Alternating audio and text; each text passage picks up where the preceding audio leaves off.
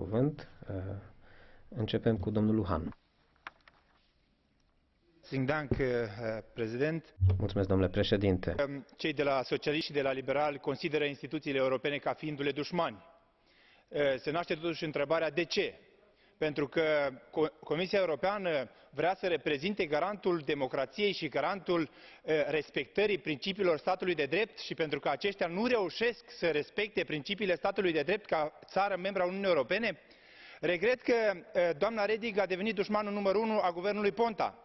Regret că au fost asumate 11 măsuri la întâlnirea cu domnul Barroso, președintele Comisiei Europene, și nu s-au respectat decât 4. O astfel de competență nu poate fi garantul introducerii democrației într-un stat de drept care a fost acceptat pe ultima sută de metri, nerespectând toate criteriile legate de justiție în Uniunea Europeană.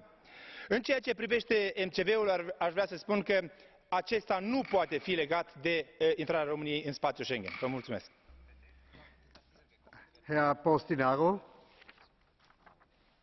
Domnul Boștinaru. După conținutul ultimului raport, trebuie să constatăm, domnule comisar Füle, câteva lucruri. În primul rând, trebuie să convenim că rolul și scopul MCV-ului au fost substanțial schimbate